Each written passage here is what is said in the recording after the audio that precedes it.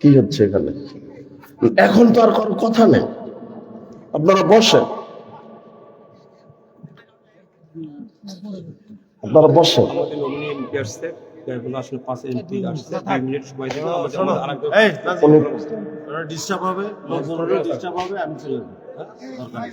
আপনি বসেন। ঠিক আছে, একটু কথা বলে যাক। উনি কোথায় যাবে? চলে যাবে।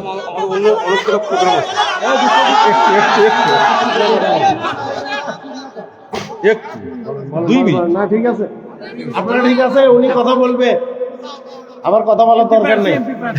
আপনি কোথায় যাবেন এখন? ভাই আমার ভোটের মাঠ, 12 তারিখে ভোট। ও আচ্ছা আচ্ছা, এখন আমি কি করবো? ঠিক আছে, আমাকে ঠিক আছে। না আসলে পরেও বেজার, আসলে পরে যদি আপনারা এরকম করেন, আমার দরকার নেই ভাই। আমি তো কালকেই কথা বলে গেছি আপনাকে, বলে গেছি না? জি জি জি, ঠিক আছে, ঠিক আছে, যান, ঠিক আছে। কালকে তো অনেকক্ষণ কথা বলে গেছি। ঠিক আছে, আমার তো আমি ঘরের মধ্যে ফিরে আসলাম। আপনি চুপ থাকেন, যারা আছে এখানে বসেন, চুপ থাকেন, সাইলেন্ট। বসেন বসেন। ঠিক আছে, আমি আসি না। আচ্ছা ঠিক আছে, আসেন। এই ছেলে, এদিকে তাকাও, এদিকে তাকাও, তুমি আমার দিকে থাকো।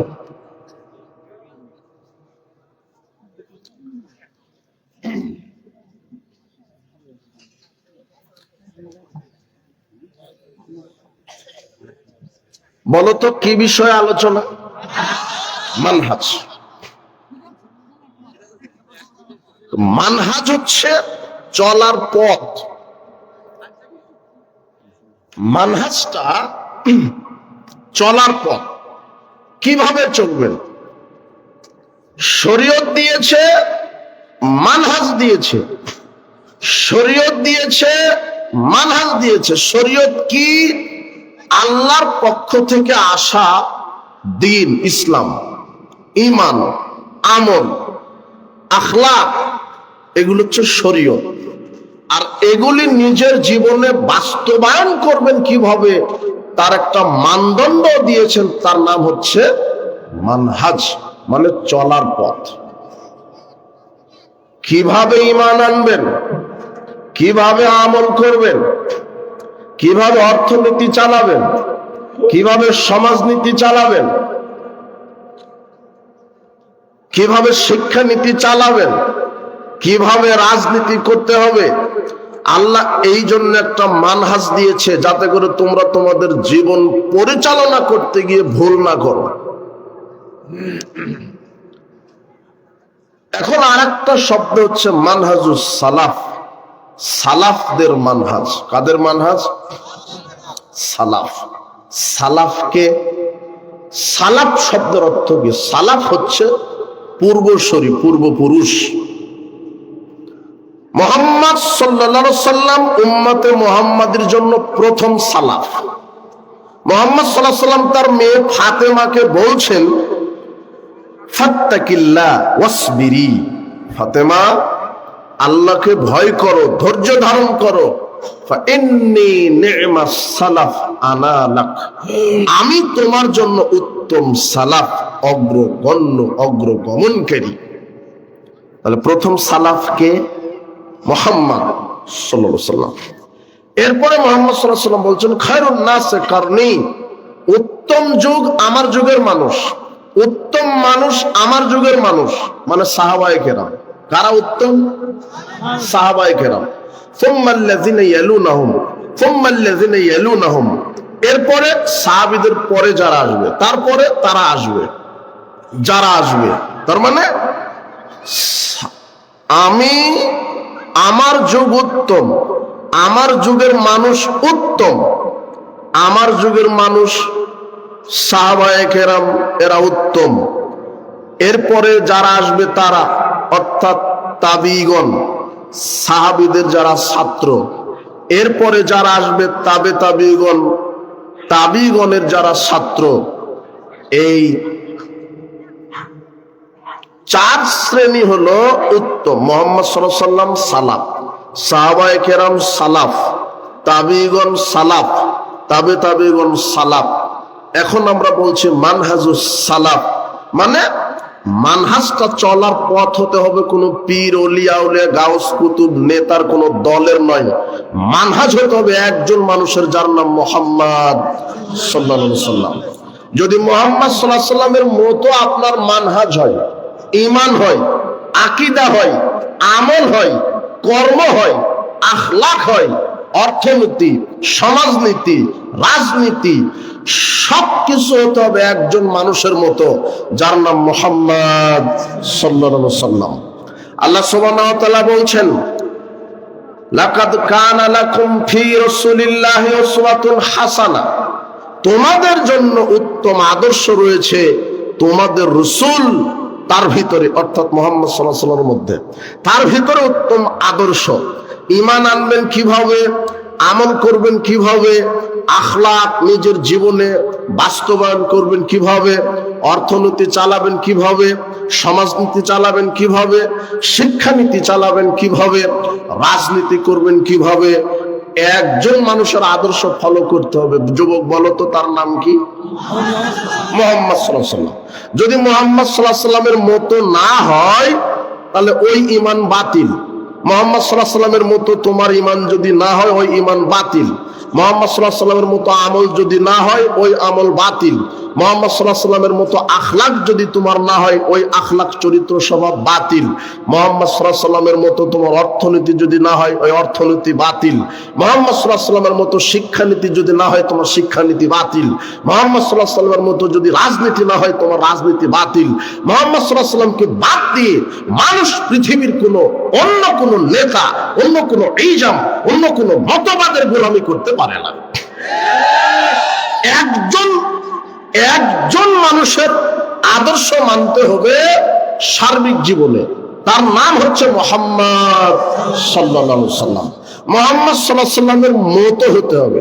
আল্লাহর নবী বলছেন, লাইসা মিন্না মান তাশাব্বাহা বিগাইরিনা, যে ব্যক্তি আমি মুহাম্মদ সাল্লাল্লাহু আলাইহি ওয়াসাল্লামের আদর্শকে বাদ দিয়ে অন্য কোন বিজাতিদের আদর্শ মেনে চলবে সে আমার উম্মত নয়।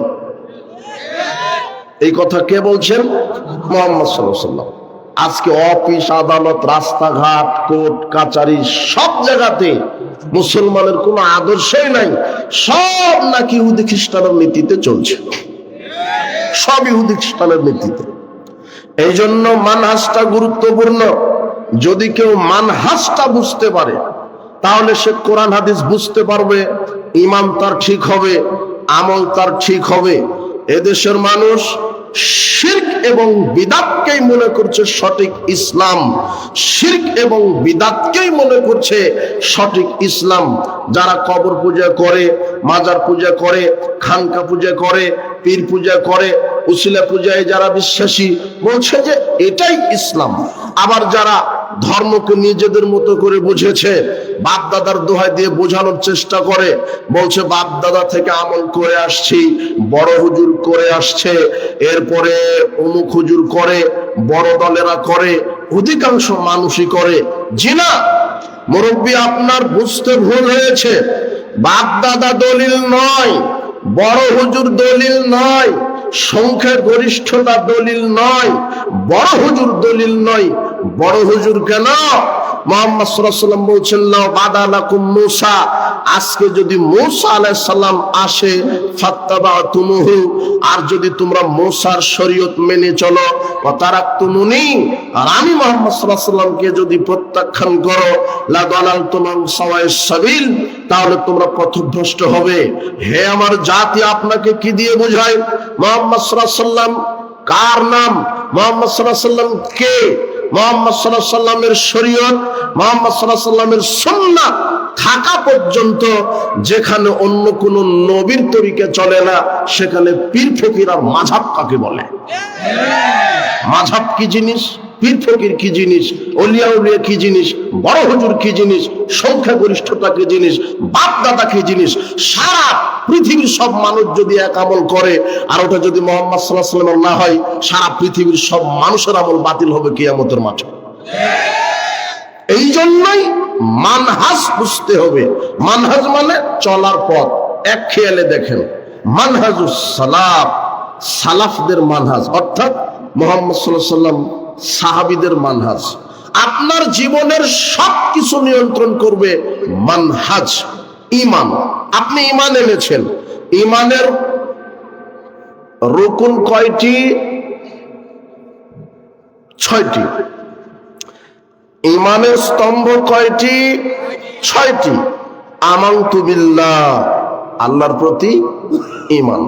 আমানতু বিল্লাহি ওয়া মালাইকাতিহি ওয়া কুতুবিহি ওয়া রাসূলিহি ওয়াল ইয়াউমিল আখির ওয়াল কদরি খাইরি ওয়া শাররিহি মিনাল্লাহি তাআলা। কয়টা হলো? 6টা। আল্লাহর প্রতি ঈমান, ফেরেশতাকুলের প্রতি ঈমান, নবীদের প্রতি ঈমান, কিতাব সমূহের প্রতি ঈমান, পরকালের প্রতি ঈমান, তাকদীরের প্রতি ঈমান। কয়টা হলো? এই ঈমানটা নিয়ন্ত্রণ করবে আপনার মানহাজ। প্রথমটা দেখেন, মানহাজ চলার পথ। আর এই চলার পথগুলো পীরের নয়, কোন আলেমের নয়, কোন দলের নয়, কোন মাযহাবের নয়, কোন নেতার নয়, কোন বাপ দাদার নয়, কোন সংখ্যাগরিষ্ঠতার নয়। একজন মানুষের মতো ঈমান হওয়া লাগবে, যার নাম মুহাম্মদ সাল্লাল্লাহু আলাইহি ওয়াসাল্লাম। আল্লাহ এই কথা বলে দিয়েছেন। কার মতো ঈমান হওয়া লাগবে? মুহাম্মদ সাল্লাল্লাহু আলাইহি ওয়াসাল্লামের মতো ঈমান। ঈমানের রুকুন, এই ব্যক্তিটাও বলছে আমানতু বিল্লাহ, এই ব্যক্তিটাও বলছে আমানতু বিল্লাহ, মানে আল্লাহর প্রতি কি আনলাম? ঈমান আনলাম। দুজনই ব্যক্তি, দুজনে ঈমানের রুকুন বলতে গিয়ে বলছে আমানতু বিল্লাহ, আল্লাহর প্রতি ঈমান আনলাম। তো আল্লাহর প্রতি ঈমান আনলাম, আল্লাহর প্রতি বিশ্বাস করলাম, আল্লাহকে আমি স্বীকৃতি দিলাম। দুজনেই বলছে আমি আল্লাহকে স্বীকৃতি দিলাম। কিন্তু দেখেন তো, দুজনার স্বীকৃতি ঈমান ঠিক আছে, কিন্তু মানহাজটা ঠিক হচ্ছে না, চলার পথটা তার ঠিক হয়নি। এ বলছে আমানতু বিল্লাহ, কিন্তু এর আল্লাহর প্রতি বিশ্বাস মানে আল্লাহ সর্বত্র বিরাজমান। আর এও বলছে আমানতু বিল্লাহ, কিন্তু এর আল্লাহর প্রতি বিশ্বাস আল্লাহ সর্বত্র নন, আল্লাহ আরশে সমুন্নত। দুজনে আমানতু বিল্লাহ, বুঝনি মনে হয় তুমি? দুজনারই ঈমান, দুজনই ঈমান এনেছে কার উপরে? আল্লাহর উপরে। এও বলছে আমানতু বিল্লাহ, আমি আল্লাহকে বিশ্বাস করি, কিন্তু এর বিশ্বাস আল্লাহ সর্বত্র বিরাজমান। আর এর বিশ্বাস আল্লাহ সর্বত্র নন, আল্লাহ কোথায়? আরশে। এর আমানতু বিল্লাহতে আছে আল্লাহ নিরাকার, আর এর আমানতু বিল্লাহতে আছে আল্লাহর আকার। কথা বুঝুনি মনে হয়? দুজনেই বলেছে আমানতু বিল্লাহ। এখন ঈমান ঠিক আছে, এখন মানহাজে যেতে হবে। আর সেটা কার মানহাজ? মুহাম্মদ সাল্লাল্লাহু আলাইহি ওয়াসাল্লামের মানহাজ। এবার দেখি এই কথা আল্লাহ বলছেন সূরা বাকারা 137 আয়াত। আল্লাহ কি বলছেন? ফাইন আমানু বিমিসলি মা আমানতুম বিহি ফাকাদ ইহতাদাউ। মুহাম্মদ সাল্লাল্লাহু আলাইহি ওয়াসাল্লাম, তোমরা যেইভাবে ঈমান এনেছো আমার প্রতি, ওইভাবে যদি অন্য কেউ আমার প্রতি ঈমান আনে, আমি তাকেও হেদায়েত দিয়ে দিব। তাহলে ঈমানটা কার মতো হতে হবে? এই কথা কে বলছেন? আল্লাহ বলছেন, মুহাম্মদ তোমরা যেভাবে আমার প্রতি ঈমান এনেছো, ওইভাবে যদি জনগণ ঈমান আনে, আমি তাদেরকেও কি দিয়ে দিব? ঈমান, হেদায়েত দিব। আর যদি তোমরা যেভাবে ঈমান এনেছো ওইভাবে যদি মানুষ আমার প্রতি ঈমান না আনে, তাহলে তারা হেদায়েত পাবে না। এখন আল্লাহ ঈমান এনেছে, মুহাম্মদ সাল্লাল্লাহু আলাইহি ওয়াসাল্লাম ঈমান এনেছে কিভাবে? মুহাম্মদ সাল্লাল্লাহু আলাইহি ওয়াসাল্লামের উপরে আল্লাহ আয়াত নাযিল করে বলছেন আর রহমান আলাল আরশি ইস্তাওয়া। মুহাম্মদ সাল্লাল্লাহু আলাইহি ওয়াসাল্লামের ঈমান হচ্ছে আল্লাহ আরশে সমুন্নত। কোথায়? আরশে। এখন যদি মুহাম্মদ সাল্লাল্লাহু আলাইহি ওয়াসাল্লামের মতো আপনার ঈমান হয় যে না, আল্লাহ সর্বত্র নন, আল্লাহ কোথায় রয়েছেন? আরশে, তাহলে ঈমানটা কার মতো হলো? মুহাম্মদ সাল্লাল্লাহু আলাইহি ওয়াসাল্লাম। তখন আপনি হেদায়েত পেলেন, ঠিক আছে আপনার ঈমান। আর যদি বলেন যে না, আল্লাহ আরশে সমুন্নত নন, আল্লাহ কোথায় আছে? সব জায়গাতে, তাহলে এই ঈমানটা কার মতো হলো না? তখন আপনি কি হয়ে গেলেন? আপনি বেঈমান হয়ে গেলেন, কাফের, মুশরিক। যদি কেউ বিশ্বাস করে যে আল্লাহ সর্বত্র বিরাজমান, ও হলো কাফের। বুঝেননি মনে হয় কথা? আল্লাহ কোথায় সমুন্নত? আরশে। এটা সাহাবীদেরও মানহাজ, সাহাবীদেরও ঈমান। দেখেন সহিহ মুসলিমের 537 নম্বর হাদিস, মুআবিয়া বিন হাকাম আস-সুলামি রাদিয়াল্লাহু আনহু বলছেন, আল্লাহর নবী কানাতলি জারিয়াতুন, আমার একটা দাসী ছিল, তারা গানামান লিকিবাল ইহুদি ওয়াল জাওয়ানিয়া, আমার একটা দাসী ছিল, ছোট মেয়ে বাচ্চা, মেয়ে, ছোট্ট একটা মেয়ে, 8-10 বছর 12 বছরের মেয়ে বাচ্চা, আমার দাসী আমার ছাগল চড়াতো। তো একদিন আমার দাসী আমার ছাগল নিয়ে চলে গেছে উহুদ এবং জাওয়ানিয়া উপত্যকার মাঝে। ইত্তালাতু যাতা ইয়াউমিন, তো আমি একদিন চিন্তা করলাম, দেখি তো আমার দাসী কি ছাগল ঠিক মতো চড়ায় না ফাঁকি দেয়, আমি একটা তদারকি করি। এটা মালিক বলছে, মুআবিয়া বিন হাকাম আস-সুলামি, তিনি বলছেন, আমি দেখলাম ফাইদা যিবু কাদ যাহাবু বিশাতিন মিন গানামিহা, তো যেই দিনই আমি একটু তদারকি করব বলে দেখছি যে দেখি আমার দাসী ফাঁকি দিচ্ছে না ছাগল চড়াচ্ছে, সেই দিনই দেখে একটা নেকড়ে বাঘ একটা ছাগলকে ধরে নিয়ে চলে গেল।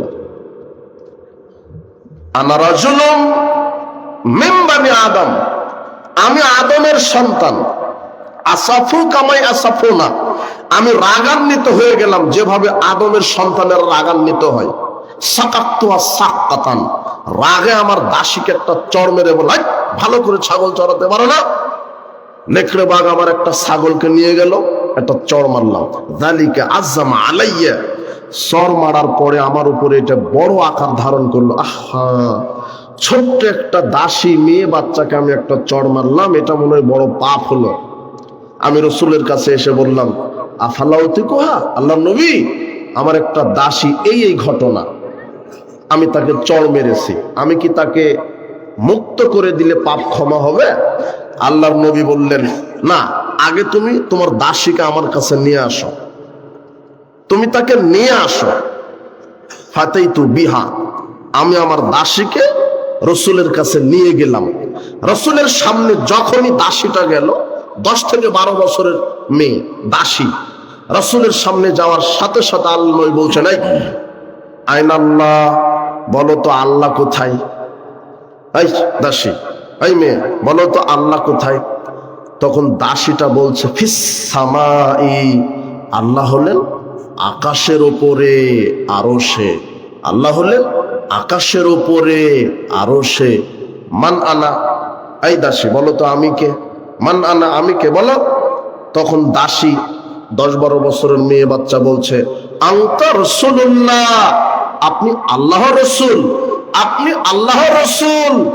তখন আল্লাহর নবী বলছেন, আরে ফাইন্না মুমিনা উতিকহা, হে মুআবিয়া বিন হাকাম আস-সুলামি, এ তো মুমিনা নারী, এর আকীদা ঠিক আছে, মানহাজ ঠিক আছে, এর আকীদা বিশ্বাস ঠিক আছে। এ বলেনি আল্লাহ সর্বত্র বিরাজমান, বলেছে কোথায়? আরশে, আকাশে। আরে বলেছে আমি তার রাসূল, আমি আল্লাহ রাসূল, কাজীকে মুক্ত করে দাও। জনাব, ছাগলের রাখালের আকীদা আল্লাহ আছেন আকাশে, আর আপনি 36 বছর মুসলিম পড়িয়ে বলছেন যে আল্লাহ নাকি সব জায়গাতে। কথা বুঝেননি মনে হয়? যে বলছে আল্লাহ সব জায়গাতে, সেও কার প্রতি ঈমান এনেছে? আর যে বলছে আল্লাহ আরশে সমুন্নত, সেও তো আল্লাহর প্রতি ঈমান।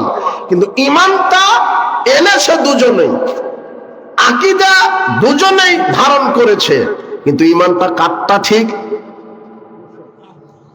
যে বলছে আল্লাহ কোথায়, ঈমানটা ঠিক তারটা, যার ঈমানটা কার মতো হয়েছে? মুহাম্মদ সাল্লাল্লাহু আলাইহি ওয়াসাল্লাম এবং সাহাবীদের মতো। কথা বুঝেননি? এটা হলো ঈমান। তাহলে আপনার ঈমানকে নিয়ন্ত্রণ করছে কাদের মানহাজ? রাসূলের মানহাজ, সাহাবায়ে কেরামের মানহাজ, এটা আপনার ঈমান।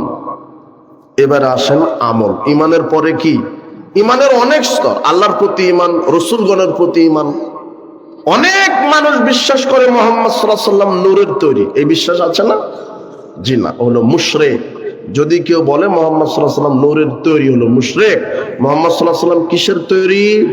আচ্ছা, কেউ যদি বিশ্বাস করে মুহাম্মদ সাল্লাল্লাহু আলাইহি ওয়াসাল্লাম হায়াতুন নবীতে বিশ্বাসী, তিনি মারা যাননি, তিনি কবরে জীবিত, তাহলে সে মুশরিক। মুহাম্মদ সাল্লাল্লাহু আলাইহি ওয়াসাল্লাম মারা গেছে, এটাই ঠিক, কেউ যদি বিশ্বাস করে মুহাম্মদ সাল্লাল্লাহু আলাইহি ওয়াসাল্লাম গায়েব জানে, তাহলে সে মুশরিক, সে জাহান্নাম থেকে কোনোদিন বের হতে পারবে না। কেউ যদি বলে যে মুহাম্মদ সাল্লাল্লাহু আলাইহি ওয়াসাল্লাম গায়েব জানে না, একমাত্র গায়েবের চাবি সমূহ কার হাতে? আল্লাহর হাতে।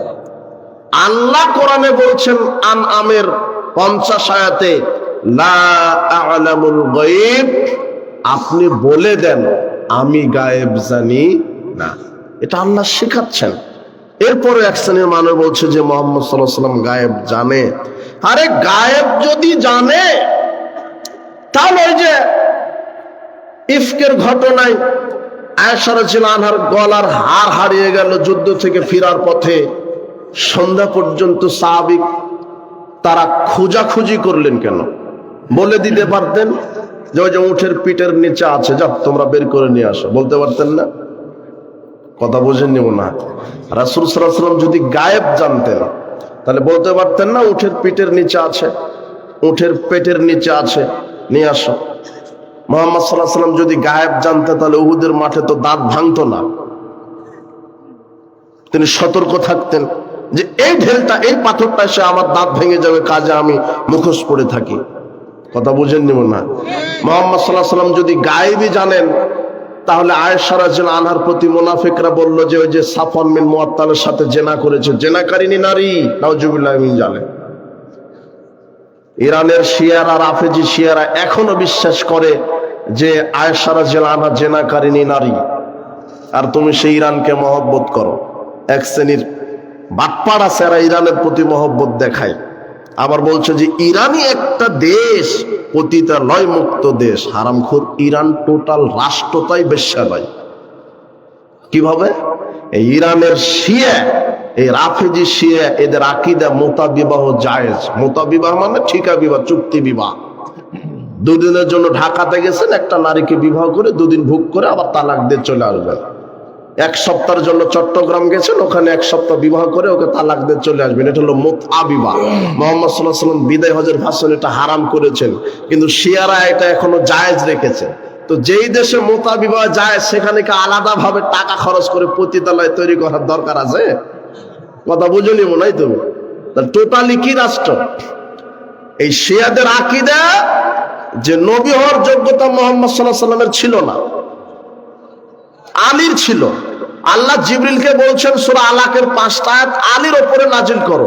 জিবরাইল চিনতে পারেনি কে আলী কে মোহাম্মদ, তাই ভুল করে মুহাম্মদ সাল্লাল্লাহু আলাইহি ওয়াসাল্লামের উপরে আয়াত নাজিল করেছে, তাই ভুলে মোহাম্মদ নবী হয়ে গেছে। এটা হলো ইরানের রাফেজি শিয়াদের আকীদা। বুঝনি মনে হয় তুমি? তো ওদিকে যাচ্ছি না কথা। এই আয়েশা রাদিয়াল্লাহু আনহাকে জেনাকারিনী নারী বলে অপবাদ দিল মুনাফিকরা। মুহাম্মদ সাল্লাল্লাহু আলাইহি ওয়াসাল্লাম যদি গায়েব জানতেন, তাহলে জাতিকে বলে দিতেন যে না, সে জেনা করেনি, আমি জানি গায়েব। কিন্তু উনি 1 মাস পর্যন্ত অপেক্ষা করলেন আল্লাহর পক্ষ থেকে কোনো মেসেজ আসে কিনা। 1 মাস পর আল্লাহ কোরআন মাজিদের 10টা আয়াত নাজিল করে আয়েশা রাদিয়াল্লাহু আনহার সতীত্বের, চরিত্রের সার্টিফিকেট আল্লাহ নিজে নাজিল করেছেন। তার মানে মুহাম্মদ সাল্লাল্লাহু আলাইহি ওয়াসাল্লাম গায়েব জানেন না। অতটুকুন জানেন যতটুকুন জানিয়েছেন কে?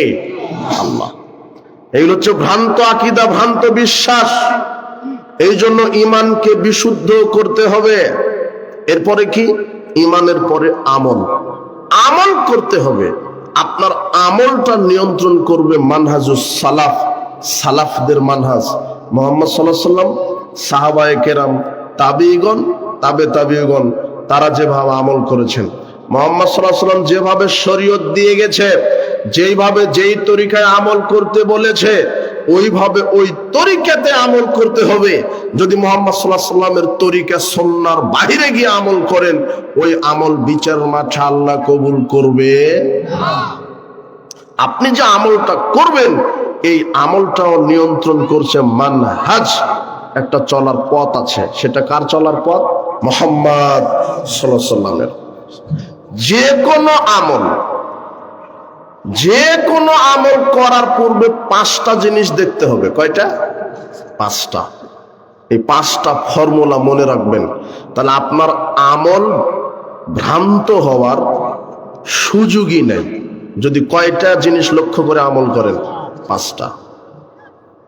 আপনার আমল ভ্রান্ত হবে না, আপনার আমলটা বিদাতি আমল হবে না, আপনার আমলটা নষ্ট হবে না যদি কয়টা জিনিস খেয়াল করেন? 5টা। এই 5টা ফর্মুলা আমল করতে হবে মুহাম্মদ সাল্লাল্লাহু আলাইহি ওয়াসাল্লামের পদ্ধতিতে। তার একটা আমল করবেন, তার প্রথমে দেখবেন স্থান, জায়গা। কি বললাম? জায়গা, স্থান 1। 2 সময়, 2 নম্বর কি? সময়। 3 পরিমাণ, 3 নম্বর কি? পরিমাণ। 4 কারণ, 4 নম্বর কি? কারণ। 5 পদ্ধতি। বলেন তো কি? পদ্ধতি। যে কোনো আমল করেন, ওই আমলটা করার পূর্বে কয়টা জিনিস দেখবেন? 5টা। তাহলে 1 নম্বর দেখেন তো স্থান, জায়গা। তো কোন আমলে জায়গা দেখতে হবে? একটা আছে হজ। কি আছে? হজ। তাহলে হজ করার জন্য একটা নির্দিষ্ট কি লাগে? জায়গা। বাইতুল মুকাররমে গেলেন, 60টা স্তবক দিলেন, তাহলেই হজ হয়ে গেল, তাই না? কি বলছেন? না বলছেন কেন? টঙ্গীতে গেলে হজ হয়, জানেন না? আপনারা জানেন না? এদেশের হুজুরেরা জানে। এরা বলছে যে টঙ্গীতে যদি কেউ যায় তাহলে কি হয়? 3 বার কেউ যদি যেতে পারে তাহলে কি হবে? হজ। টঙ্গীতে গেলে হজ। হুজুর শরীয়তের ডিলারশিপ হাতে নিয়েছে। তোমার এই হুজুর কি হুজুর? ও বলছে টঙ্গীতে গেলে হজ হয়। ওই হুজুরকে বলো তুমি, টঙ্গীতে নয়, মাওলানা সাহেব টঙ্গীতে নয়, কাবা ঘরে গেলেও হজ হবে না। কাবা ঘরে গিয়ে যদি আপনি 7টা তওয়াফ করেন, সাফা মারওয়া সাই করেন, মিনাই যান, মুজদালিফায় যান, মাথা মুন্ডন করেন, কুরবানি করেন, শয়তানকে পাথর নিক্ষেপ করেন, সব করেছেন, হজের এখনো পরিমাণও কিছু হয়নি, এখনো কিছুই হয়নি। হজই হয়নি। 1 সেকেন্ডের জন্য হলো আরাফার মাঠে পা দিতে হবে। কোথায়? কথা বুঝেননি মনে হয় কথা।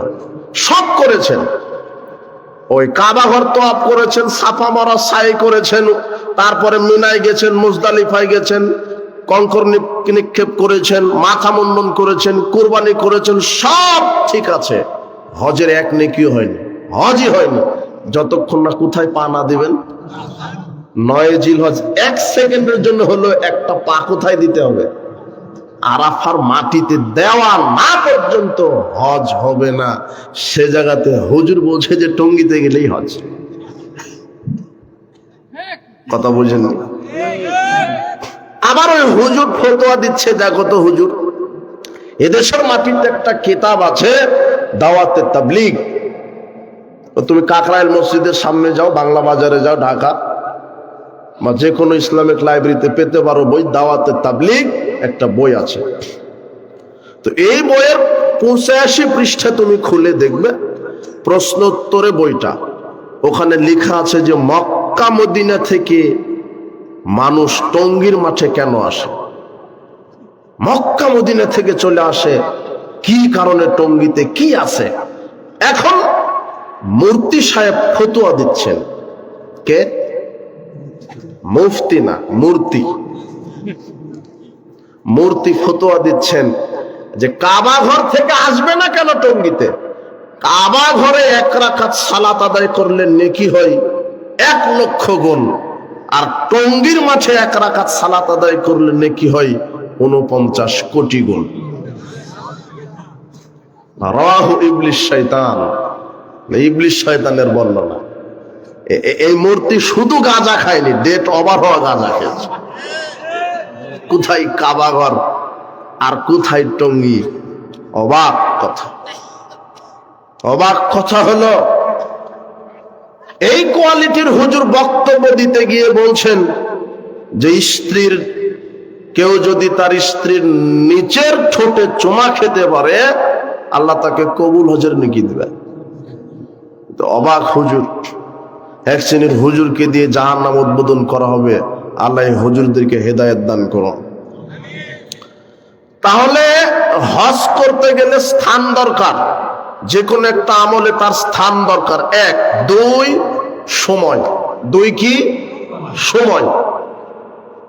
আপনি মাগরিবের যে সালাতটা, এটা জোহরের সময়তে পড়বেন, হবে? কোন সময় পড়তে হবে? মাগরিবের সময়। তাহলে বুঝতে পেরেছেন একটা আমল করতে সময় লাগে। যেই আমল যেই সময়ে মুহাম্মদ সাল্লাল্লাহু আলাইহি ওয়াসাল্লাম করেছেন, যেই আমল যেই জায়গাতে মুহাম্মদ সাল্লাল্লাহু আলাইহি ওয়াসাল্লাম করেছেন, ওই আমল ওই সময়ে ওই জায়গাতে আপনাকে করতে হবে। আরেকটা কি, আপনি আপনার এই কোন থানা এটা? সাগাটা থানার সবচেয়ে বড় গরুর হাট। আপনি 5 লক্ষ টাকা দিয়ে বড় একটা ষাঁড় কিনে এনেছেন, কুরবানি দিবেন। তো কুরবানির দিনে সকাল সকালে আপনি হুজুরকে বলছেন, হুজুর আপনি মেরে দেন তো, বিসমিল্লাহ বলে মেরে দেন। এখনো কিন্তু ঈদের সালাত পড়েননি, হয়নি ঈদের সালাত। ঈদের সালাতের আগেই কুরবানি করবেন, হবে না? ফতুয়া হুশ করে দেন। 5 লক্ষ টাকা দামের গরু, সমাজে সবচেয়ে আপনার গরুটা বড় দামি, হবে না কেন? মারা লাগবে কখন? সালাতের পরে। সালাত আপনি 6টায় জামাত করেন, 7টায় করেন, 8টায় করেন, 10টায় করেন, কিন্তু কুরবানিটা করতে হবে কখন? সালাতের পর। আর আপনি মেরে দিলেন কখন? হবে? কেন হবে না? সময় না, সময় মতো আপনি করেননি। রাসূল সাল্লাল্লাহু আলাইহি ওয়াসাল্লাম বলছেন, কেউ যদি সালাতের পূর্বে কুরবানি করে, তাকে আরেকটা কুরবানি দিতে হবে, ওই কুরবানি কবুল হবে। এটা হলো সময়। বোঝাতে পেরেছি যে সময়ের কি মূল্য? মানে যেই আমলটা মুহাম্মদ সাল্লাল্লাহু আলাইহি ওয়াসাল্লাম যেই সময়ে করেছে, ওই আমলটা আপনাকে ওই সময়ে করতে হবে। তাহলে কয়টা হলো? প্রথম হলো জায়গা, স্থান। তৃতীয় হলো সময়। তৃতীয় পরিমাণ। তৃতীয় কি? মুখস্থ করেন। এই 5টা ফর্মুলা যদি মুখস্থ থাকে, ওই আমল বেদাত হওয়ার কোনো সম্ভাবনা নাই। তৃতীয় হলো কি? পরিমাণ। কি পরিমাণ আমল মুহাম্মদ সাল্লাল্লাহু আলাইহি ওয়াসাল্লাম করেছেন, আপনাকে ওই পরিমাণই করতে হবে। কি পরিমাণ? এই যে আগামীতে রমাদান আসছে, রমাদান, এখন দেখবেন যে তর্ক বাহাস ডিবেট, তারাবি 8 না 20। কথা বুঝেন না? এটা দেখবেন না, এটা সিজনারি কিছু তর্ক বাহাজ আছে। ফিতরাস টাকা দিয়ে নাকি খাদ্য দিয়ে। সারা পৃথিবীর সব মানুষ যদি টাকা দিয়ে ফিতরা আদায় করে, ফিতরা আদায় হবে না। খাদ্য দিয়েই আদায় করতে হবে, খাদ্যদ্রব্য দিয়েই ফিতরা আদায় করতে হবে। মুহাম্মদ সাল্লাল্লাহু আলাইহি ওয়াসাল্লাম বলছেন, সামুন মিন তাম, খাদ্যদ্রব্য দ্বারা ফিতরা দাও। কি দিয়ে? খাদ্যদ্রব্য দিয়ে। তোমার নেতারা বসে বলবে যে 2535 টাকা করে ফিতরা হয়েছে, টাকা নির্ধারণ করে দিবে তারা। এটা গরিব মানুষ চাউল কিনে খায় 20 টাকা কেজি, আর তোমার ওই যে চোর চাপটা, ওই যে নেতা ও চোর, ও জনগণের টাকা চুরি করে খায়, ও চাউল কিনে খায় হলো 350 টাকা কেজি। কথা বুঝুনি মনে হয়? হ্যাঁ, তাহলে সবাইকেই যদি আপনি 2000 করে মেরে দেন, তাহলে জুলুম হয়ে গেল না? কথা বুঝেছেন? খাদ্য যেই মানের খাদ্য দেয়, যেই মানের খাদ্য খায়, ওই মানের খাদ্য দিয়ে ইচ্ছে কি আদায় করবে? ফিতরা। রমাদানে তারাবি 8 পড়বেন না 20 পড়বেন? রমাদানে মুহাম্মদ সাল্লাল্লাহু আলাইহি ওয়াসাল্লাম কত রাকাত পড়েছে এটা দেখবেন না আপনি? শোনেন, রমাদান, তিনি রমাদান এবং রমাদানের বাহিরে সর্বোচ্চ রাত্রের সালাত 13 রাকাত পড়েছেন। কত রাকাত? 13 রাকাত। 12 রাকাত তাহাজ্জুদ পড়লে 1 রাকাত বিতর পড়েছেন। 8 রাকাত তাহাজ্জুদ পড়লে 5 রাকাত বিতর পড়েছেন। 10 রাকাত তাহাজ্জুদ পড়লে 3 রাকাত ভিতর পড়েছেন, সর্বোচ্চ কত রাকাত? 13 রাকাত। আপনি কত রাকাত পড়ছেন? 20 রাকাত। শুধু 20? হুজুর ফতোয়া দিচ্ছে যে সালাতুল লাইলে মাসনা মাসনা, রাত্রের সালাত 2 করে, রাত্রের সালাত 2 করে। কাজেই শুধু 20 না, আপনি 40, 50, 80 যত মারতে পারেন।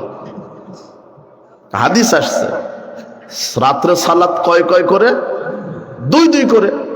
তাহলে এখন আর 20 নাই, নফল এটা যত আপনি পড়তে পারেন। মাওলানা সাহেব, আপনি সালাতুল লাইল মাসনা মাসনা এই হাদিস দিয়ে আপনি যদি যত পড়তে পারেন এই দলিল দেন, তো এই যে রাত্রের সালাত, এটা পদ্ধতি বোঝাতে গিয়ে রাসূল সাল্লাল্লাহু আলাইহি ওয়াসাল্লাম বলেছেন যে তোমরা রাত্রে যদি সালাত আদায় করতে চাও 8, 10, 12, তাহলে কয় রাকাত করে পড়ো? 2 করে পড়ে সালাম ফেরাও, এটা পদ্ধতি। কিন্তু আপনি এই হাদিসটা নিয়ে এসে বলছেন সারা রাত পড়লেও কোনো সমস্যা। তাহলে ওই হাদিসের কি হবে? একটা হাদিস পড়ে ফতোয়া মেরে দিলেন, 2 করে যদি সারা রাত পড়ো, 40, 60, 80 রাকাতও পড়ো, সমস্যা নাই। তাহলে ওই যে 3 জন লোকের মধ্যে একজন বলছে যে আমি সারা রাত সালাত আদায় করবো, কি করবে না? এই হাদিস জানেন না? 3 জন লোক কার কাছে আসছিল? রাসূলের স্ত্রীগণের কাছে। যা সালাসাতু রাহাতিন ইলা বুয়ুতি আজওয়াজিন নবী সাল্লাল্লাহু আলাইহি ওয়াসাল্লাম, 3 জন ব্যক্তি রাসূল সাল্লাল্লাহু আলাইহি ওয়াসাল্লামের স্ত্রীগণের নিকটে এসে বলছেন যে রাসূলের ইবাদতের পদ্ধতি ধরন কেমন ছিল বলেন, আমরা করব। ফালাম্মা উখবিরু, যখন তাদেরকে বলা হলো যে রাসূল সাল্লাল্লাহু আলাইহি ওয়াসাল্লাম এইভাবে ইবাদত করতেন, রাতে এত, দিনে এত, এইভাবে, কান্নাহুম তাকাল্লুহা, তখন 3 জনে বলছে না, ওরা রাসূল সাল্লাল্লাহু আলাইহি ওয়াসাল্লামের ইবাদতকে কম মনে করলো। কি মনে করলো? কম। ওয়াইনা নাহনু মিনান নবী সাল্লাল্লাহু আলাইহি ওয়াসাল্লাম, তিনি কোথায় আর আমরা কোথায়? কাদ গুফরা লাহুম মা তাকাদ্দামা মিন যামবিহিম মা তাআখারা, তার পূর্বের পরের সব পাপ কি মা, কাজেই তার কম করলে চলে। আমরা গুনাহগার মানুষ, আমাদের বেশি করতে হবে। তাই একজন বলছে যে আমি সারা রাত সালাত আদায় করব, কি করবে না? ঘুমাবে না। আর একজন বলছে আমি আমি সারা বছর সারা মাস সিয়াম পালন করব, সিয়াম ভাঙবো না। আর একজন বলছে যে আমি আমি নারীর সংস্পর্শে যাব না, কোনোদিন বিবাহ করব না। বিবাহ করলে ব্যবসা করতে হবে, অর্থ ইনকাম করতে হবে, ছেলে মেয়ে হবে, ঝামেলা, ইবাদতে ঘাটতি হবে, এই ভয়ে সে কি করবে না? বিবাহই করবে না। আল্লাহর নবী তাদের এই 3 জনের কথায় নিজ কানে শুনতে পেয়ে এসে বলছেন, এই আনতুমুল্লাযিনা কুলতুম কাযা কাযা, তোমরাই কি সেই 3 জন না? এই মন্তব্য করলে সারা রাত কে জানি সালাত মেরে দিবে, তো তুমি নাকি? হ্যাঁ, তুমি যে সারা বছর সিয়াম রাখবে তুমি, আর তুমি যে বিবাহ করবে না তুমি। হ্যাঁ, তখন আল্লাহ নবী বলছেন, শোনো, ওয়াল্লাহি আল্লাহর কসম, লাখশাকুম লিল্লাহি আত্তাকুম লাহু, আকাশের নিচে জমিনের উপরে আমি মুহাম্মদ সাল্লাল্লাহু আলাইহি ওয়াসাল্লামের চাইতে পরহেজগার আল্লাহ ভীরু মানুষ দ্বিতীয় নাই। আকাশের নিচে জমিনের উপরে সবচেয়ে আল্লাহ ভীরু, সবচেয়ে পরহেজগার মানুষ আমি মুহাম্মদ সাল্লাল্লাহু আলাইহি ওয়াসাল্লাম। লাকিন আসমা উফতির, এরপর আমি মুহাম্মদ সাল্লাল্লাহু আলাইহি ওয়াসাল্লাম সপ্তাহে 2 দিন 3 দিন সিয়াম রাখি আর রাখি না, মাসে 3 দিন 5 দিন 7 দিন সিয়াম রাখি আর রাখি না, শুধু রমাদানে একটানা সিয়াম রাখি, এছাড়া প্রতিদিন সিয়াম রাখি না। আর তুমি কত বড় পরহেজগার হয়েছে যে সারা বছর সিয়াম রাখবে? ওসাল্লি ওয়ারকুদু, আমি মুহাম্মদ সাল্লাল্লাহু আলাইহি ওয়াসাল্লাম রাতে সালাত আদায় করে আবার ঘুমিয়ে যাই, আমি রাতে সালাত আদায় করে আবার ঘুমিয়ে যাই। তুমি কত বড় পরহেজগার যে সারা রাত সালাত আদায় করবে? আনা তাজলুন নিসা, আমার একটা দুটা নয় 9টা স্ত্রী আছে, একটা দুটা নয় 9টা স্ত্রী আমার স্ত্রী আছে। ফামান রাগিবান সুন্নতি, যে আমার সুন্নাহ থেকে মুখ ফিরিয়ে নিবে, আমার নীতি পদ্ধতি অনুযায়ী যে আমল করবে না, ফালাইসা মিন্নি, সে আমার উম্মত থাকার যোগ্যতা রাখে না। তার মানে সারা রাত সালাত মেরে দিলে কার উম্মত থাকবেন না? বুঝনি মনে হয় তুমি? অতটুকুনি সালাত রাত্রে, যতটুকুন কে পড়েছে? মুহাম্মদ সাল্লাল্লাহু আলাইহি ওয়াসাল্লাম। তো সালাতুল লাইল মাসনা মাসনা দলিল দিয়ে সারা রাত পড়লে কার উম্মত থাকতে পারবেন না? মুহাম্মদ সাল্লাল্লাহু আলাইহি ওয়াসাল্লামের সালাতুল লাইল মাসনা মাসনা রাত্রে সালাত দুই দুই করে পড়েন। মুহাম্মদ সাল্লাল্লাহু আলাইহি ওয়াসাল্লাম দুই দুই করে যত রাকাত পড়েছেন আপনাকে তত রাকাতই, বুঝেননি মনে হয় কথা। এটা হলো ধরন, সিস্টেম, পদ্ধতি। তাহলে পরিমাণ, যেই পরিমাণ আমল কে করেছে? মুহাম্মদ সাল্লাল্লাহু আলাইহি ওয়াসাল্লাম। আপনাকে ওই পরিমাণে কি করতে হবে? আমল করতে হবে, পড়তে হবে, যেই পরিমাণ। তাহলে পরিমাণ বুঝেছেন তো? এরপরে চার নাম্বার হচ্ছে কারণ। 4 নাম্বার কি? কারণ। আপনি একটা আমল করবেন, খুব ফতোয়াবাজি মেরে দিলেন যে জনগণ করছে, এটা বড় হুজুর করে, বাপ দাদা থেকে করে আসছি, অপরাধ কি? নিষেধের দলিল কোথায়? বড় হুজুর বড় আলেমেরা করে, 90,000 কিতাব পড়া আলেম করে, অমুক বক্তা করে, অমুক দল সংগঠন করে। তোমরা নতুন ফিতনাবাজ মৌলবী হয়েছ? জি না, আপনি যে আমলটা করছেন সেটা মুহাম্মদ সাল্লাল্লাহু আলাইহি ওয়াসাল্লাম কোন কারণে করেছেন, আপনাকে সেই কারণে করতে হবে। কিভাবে? আপনি জুমার দিনে মসজিদে 2 আযান চালু রেখেছেন, আমি নিষেধ করতে আসিনি যে 2 আযান দিন না, 2 আযান দেন। জুমাবারে মসজিদে 2 আযান দিবেন কেন? আমি যদি জিজ্ঞাসা করি 2 আযান চালু রেখেছেন কেন, তখন আপনি আমাকে বলবেন কেন 2 আযান দেওয়া বিদআত? কেন 2 আযান তো উসমান রাদিয়াল্লাহু আনহুর সুন্নাত। আল্লাহর নবী নিজেই বলেছেন, আলাইকুম বিসুন্নতি ওয়া সুন্নাতিল খুলাফার রাশিদিন আল মাহদিয়িন। আমার সুন্নাত মানো আর 4 খলিফার সুন্নাত মানো। 4 খলিফাকে? আবু বকর, ওমর, উসমান, আলী রাদিয়াল্লাহু তাআলা আনহুম। এই 4 খলিফার সুন্নাত কে মানতে বলেছেন? মুহাম্মদ সাল্লাল্লাহু আলাইহি ওয়াসাল্লাম। এখন জুমার দিনে 2 আযান দেওয়া তাহলে কার সুন্নাত? উসমানের সুন্নাত। তাহলে রাসূল সাল্লাল্লাহু আলাইহি ওয়াসাল্লাম নিজেই বলছেন যে উসমান 4 খলিফার সুন্নাত মানো। তো 4 খলিফার মধ্যে উসমান রাদিয়াল্লাহু আনহু একজন কি? খলিফা। আর আমি যে 2 আযান দিচ্ছি জুমার দিনে, এটা কার সুন্নাত? উসমানের। তাহলে রাসূল সাল্লাল্লাহু আলাইহি ওয়াসাল্লাম নিজেই বলে গেছেন 4 খলিফার সুন্নাত মানো। আর মানে 4 খলিফার উসমানের সুন্নাত মানতে হবে, জুমার দিনে 2 আযান দিতে হবে। জনাব, দলিল ঠিক আছে, কিন্তু মানহাজ যে আপনার ঠিক হলো না। মানহাজ মানে পদ্ধতি, চলার পথ। ওসমান রাদিয়াল্লাহু আনহু যেই কারণে 2 আযান দিয়েছেন, আপনার ওই কারণই থাকতে হবে। আর আরেকটা, যেই জায়গাতে দিয়েছেন আপনার ওই জায়গায় হতে হবে। কি কারণ? মাইক ছিল না। কি কারণ? ঘড়ি ছিল না। কি কারণ? ওই যে জাওরা নামক বাজারে ক্রয় বিক্রয়, ক্রেতা বিক্রেতা খুবই ব্যস্ত, এদিকে যে জুমার ওয়াক্ত হয়ে গেছে তাদের স্মরণে নাই।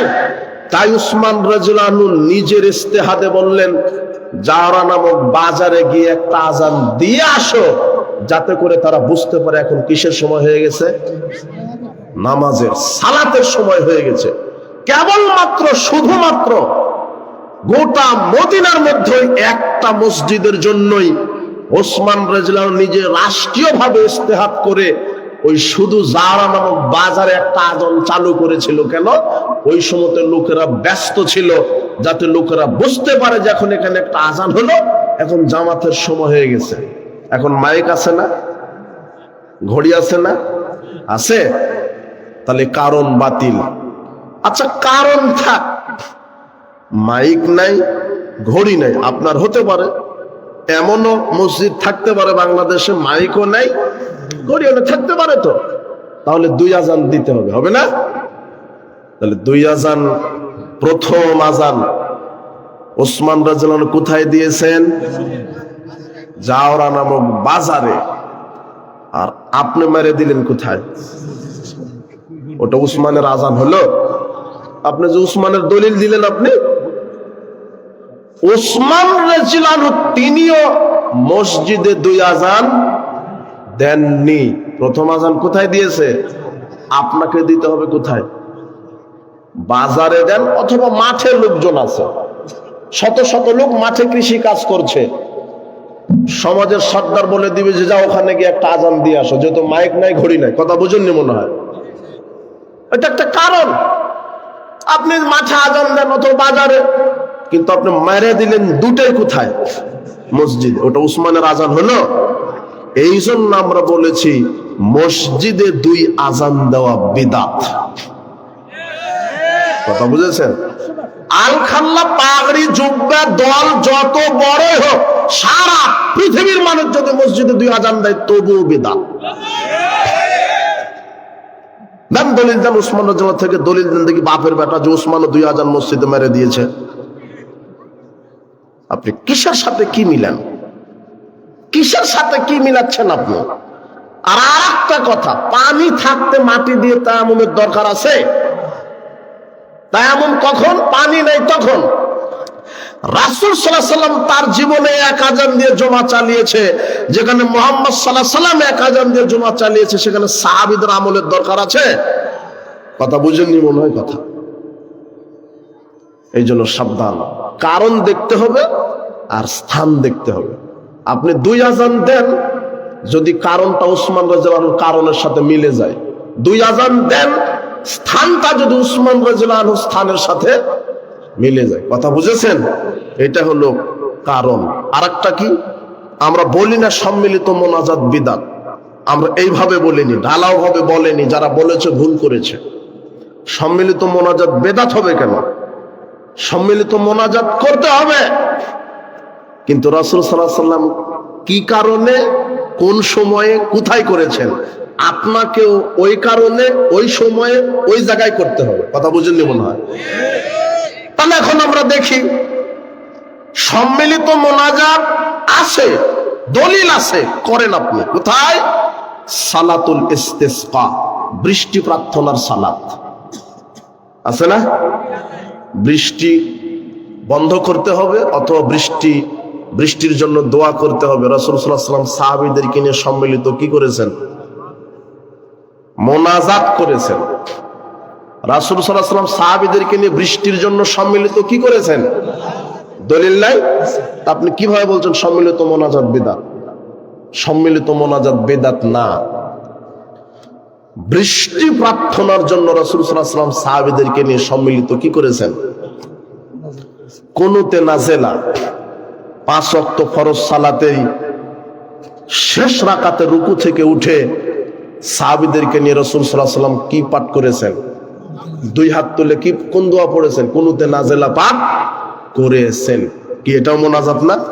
এটা সম্মিলিত মোনাজাত। খোলা মাঠে, ফাঁকা মাঠে সাহাবীদেরকে নিয়ে সালাত শেষ করে সাহাবীদেরকে নিয়ে তিনি সবাইকে নিয়ে বৃষ্টি প্রার্থনার জন্য সম্মিলিত মোনাজাত করেছেন। তাহলে কারণ কি? বৃষ্টি প্রার্থনার জন্য। কারণ কি? কুনুতে নাজেলা। কিন্তু আপনি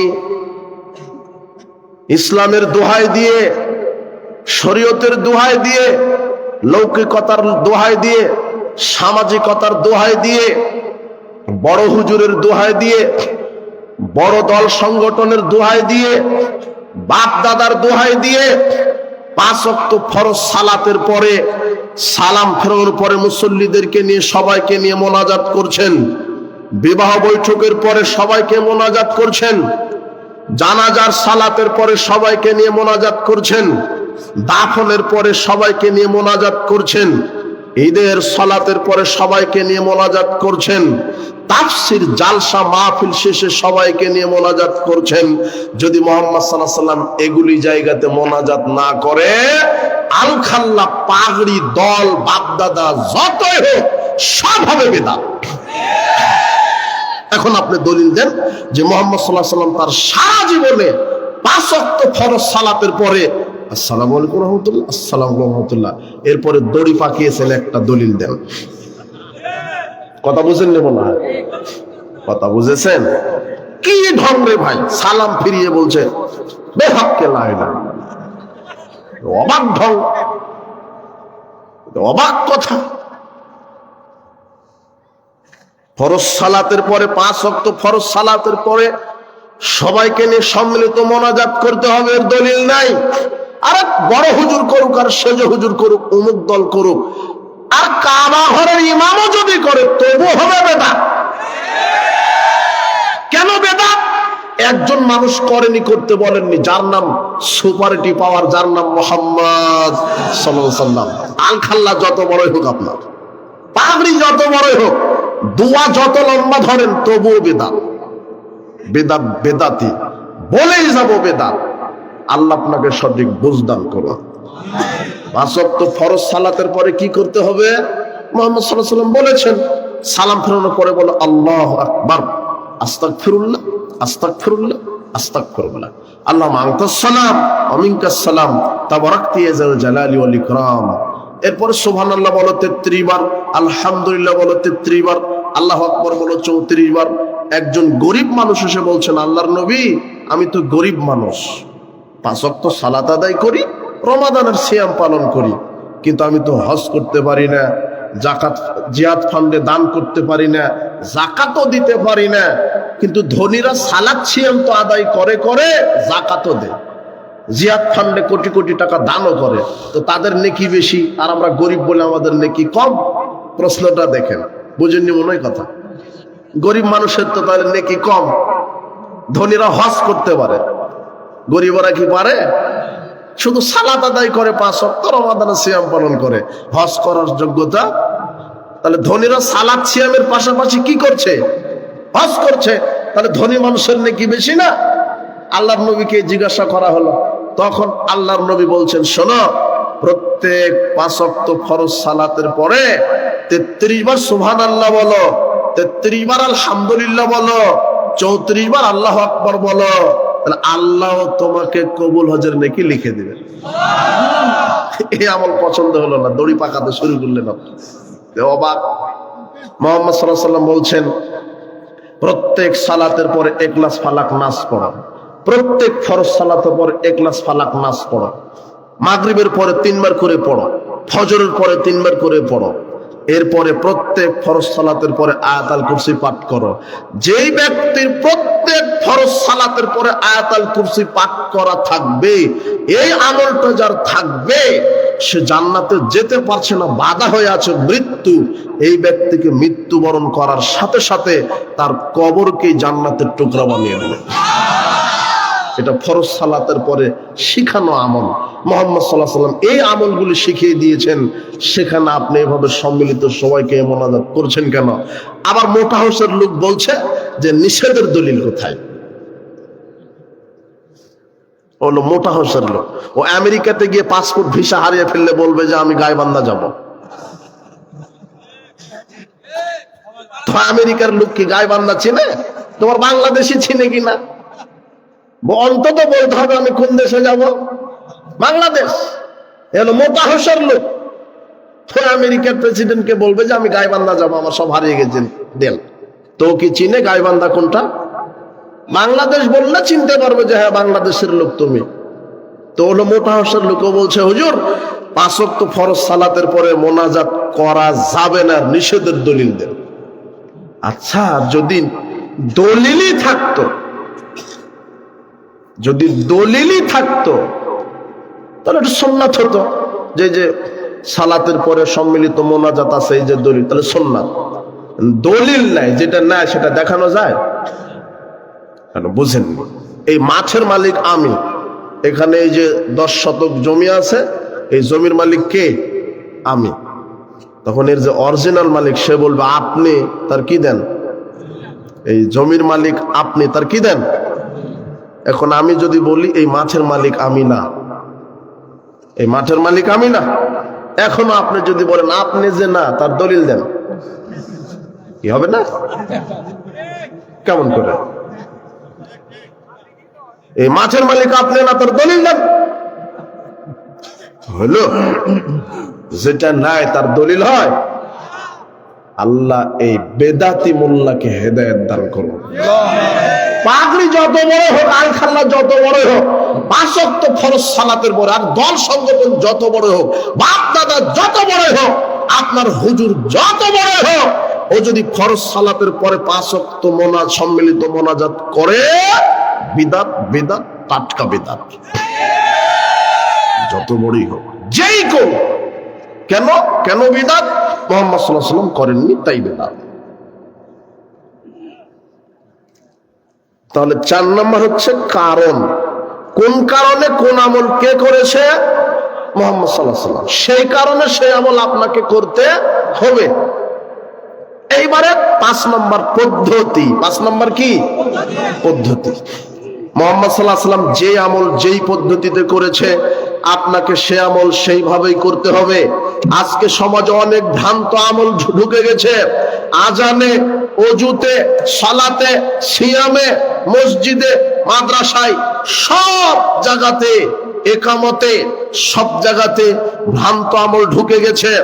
একজন মানুষের পদ্ধতিতে আমল করতে হবে, যার নাম মুহাম্মদ সাল্লাল্লাহু আলাইহি সাল্লাম। আয়েশা রাদিয়াল্লাহু আনহা বলছেন, রাসূল সাল্লাল্লাহু আলাইহি সাল্লাম বলেছেন, মান আমিলা আমালান লাইসা আলাইহি আমরুনা ফাওরাত। যে ব্যক্তি কোন আমল করলো, অথচ ওই আমলটা যদি আমার পক্ষ থেকে দেওয়া না হয়, সে আমলটা হবে বাতিল। কোন ব্যক্তি যদি কোন আমল করে আর সেই আমলটার যদি আমার নির্দেশ না থাকে, আমল যত ভালো হোক সেটা হবে বাতিল। যে কোনো মানুষ যে কোনো আমল যদি করে আর ওই আমলের পদ্ধতিটা যদি আমার মুহাম্মদ সাল্লাল্লাহু আলাইহি ওয়াসাল্লাম থেকে দেওয়া না হয়, তাহলে সেই আমলটা কি হবে? বাতিল। আপনি সমাজে অনেক আমল করছেন যেটা রাসূল সাল্লাল্লাহু আলাইহি ওয়াসাল্লামের পদ্ধতির সাথে মিল খায় না। রাসূল সাল্লাল্লাহু আলাইহি ওয়াসাল্লামের পদ্ধতির সাথে মিল খায় না। কেমন? এই যে আপনি আমাকে সালাম দিলেন, বলছেন আসসালামু আলাইকুম, বলে 2 হাত না 2 হাত দিয়ে দিচ্ছেন, 3 হাত দিয়ে দিচ্ছেন, 3 হাতে মুসাফা করছে, 4 হাতে মুসাফা করছে, বলছে আসসালামু আলাইকুম। দেন, আরেকটা দেন, ওটা দেন। কয় হাত হলো? 3 হাত। আমি একটা দিলাম, কয় হাত হলো? 4 হাত। মুহাম্মদ সাল্লাল্লাহু আলাইহি ওয়াসাল্লাম বলছেন পরস্পরের 2 হাত। এই যে কি হলো? আবু দাউদের 1512 নম্বর হাদিস। আল্লাহর নবী বলছেন, মা মিন মুসলিমাইন ইয়ালতাকিয়ানে ফাতাসাফাহানে। দুজন মুসলিম যখন সাক্ষাৎ হয়, পরস্পরের 2 হাতে যারা মুসাফা করে, ইল্লা গুফরা লাহুমা ক্বাবলা ইফতারিকা, ইল্লা গুফরা লাহুমা ক্বাবলা ইফতারিকা। আল্লাহর নবী বলছেন, তাদের পরস্পরের 2 হাতে মুসাফা করার সাথে সাথে তাদের এই পরস্পর 2 হাত পৃথক হওয়ার পূর্বেই আল্লাহ তাদের বিগত সব পাপ ক্ষমা করে দেন। তাবারানী আওসাতের মধ্যে আরেকটা হাদিস আসছে, 245 নম্বর হাদিস। আল্লাহর নবী বলছেন, ইন্নাল মুমিনা ইযা লাকিয়াল মুমিন। একজন মুমিন যখন আরেকজন মুমিনের সাথে সাক্ষাৎ করে, ফায়াতাসাফাহা, ফাখাযা বিয়াদিহি, 1 হাত ধরে মুসাফা করে। কয় হাত? 1 হাত। তানাসারাত খাতায়াহুমা কামা ইয়াতানাসারু আরাকুশ শাজার। আল্লাহর নবী বলছেন, যারা পরস্পরের 2 হাত, ওর ডান হাত এনার ডান হাত, এইভাবে যদি কেউ মুসাফা করে, তাহলে তাদের পাপকে আল্লাহ ওইভাবে ঝরে দেন যেইভাবে শীতকালে গাছের পাতা ঝরে পড়ে যায়। কিন্তু আপনি 3 হাত লাগালেন, 4 হাত লাগালেন, আবার বুকে মারে, আবার সুমা মারে, ইয়াগফিরুল্লানা ওয়া লাকুম, আবার আরেকটা মুসাফার দোয়াও মারে। হলো? ওগুলো রাসূল সাল্লাল্লাহু আলাইহি ওয়াসাল্লাম থেকে প্রমাণিত নয়। পদ্ধতি, সালাম দেওয়ার পদ্ধতি কি? পরস্পর কয় হাত? 2 হাত। 3 হাত লাগালে সালাম বাতিল। বুঝেননি মনে হয় কথা? এটা হলো পদ্ধতি, আমলের পদ্ধতি। তাসবিহ পাঠ করবেন ডান হাতের আঙুলে। কোন হাতের আঙুলে? আব্দুল্লাহ ইবনে আমর রাদিয়াল্লাহু আনহু বলছেন, রাআইতুন নবিয়্য সাল্লাল্লাহু আলাইহি ওয়াসাল্লাম ইয়াকিদু তাসবিহা বিয়ামিনি। আমি রাসূল সাল্লাল্লাহু আলাইহি ওয়াসাল্লামকে ডান হাতের আঙুলে তাসবিহ পাঠ করতে দেখেছি। কোন হাতের আঙুলে? ডান হাতে। আল্লাহর নবী বলছেন, ওয়াকিদনা বিল আনামিল, তোমরা ডান হাতের আঙুলে তাসবিহ পাঠ করো, ফাইন্নাহুন্না মাসউলাতুন মুস্তানতাকাতুন, কেননা আল্লাহ তোমাদের আঙুলকে জিজ্ঞাসা করবেন। আঙুল বিচারের মাঠে কথা বলবে, সাক্ষ্য দিবে। আল্লাহ আঙুলের সাক্ষীকে গ্রহণ করে ব্যক্তিকে জান্নাতে প্রবেশ করাবেন। তাসবিহ পাঠ করতে হবে কিসে? হাজী সাহেব যে মেশিন কিনেছে, তসবিহ, ও মাছ কিনতে গেলেও তসবিহ আছে, ও বাজারে ঢুকেছে তাও তসবিহ, মানে জনগণ দেখুক আমি বড় তাসবিহ পাঠ করি, মানুষকে দেখাচ্ছে। লোক দেখানো যদি হয়ে যায় তাহলে শিরক হবে। বেদাতের পাশাপাশি কি হবে? শিরক। তাহলে পদ্ধতি কি তাসবিহ পাঠ করার? ডান হাতের আঙুলে। এই জন্য 5 নম্বরে যে কোনো আমল করতে পদ্ধতি লাগবে, পদ্ধতি লাগবে, দলিল লাগবে। দলিল ছাড়া কোনো আমল বিচার মাঠে কবুল হবে না। দলিল ছাড়া রাসূল সাল্লাল্লাহু আলাইহি ওয়াসাল্লামের মতো, রাসূল সাল্লাল্লাহু আলাইহি ওয়াসাল্লামের পদ্ধতিতে আপনার আমলটা যদি না হয়, সেই আমল বাতিল হবে। আপনি রাসূল সাল্লাল্লাহু আলাইহি ওয়াসাল্লামের পদ্ধতিতে আমল করবেন, রাসূল সাল্লাল্লাহু আলাইহি ওয়াসাল্লামের পক্ষ থেকে শরীয়ত মতো আমল করবেন। এমন কিছু আমল করছে, সালাত আদায় করতে হবে রাসূলের পদ্ধতিতে। এদেশের মানুষ সালাত শুরু করার পূর্বে 8টা বেদাত করে। কয়টা? 8টা। শুধু প্রস্তুতি নিতে, শুধু প্রস্তুতি নিতে সালাত শুরুই করেনি, সালাতে প্রবেশই করেনি, শুধু প্রস্তুতি নিতেই কয়টা বেদাত? 8টা। তার এক, মুখে নিয়ত বলছে। মুখে কি বলছে? নিয়ত। আরবিতে একটা নিয়ত তৈরি করেছে।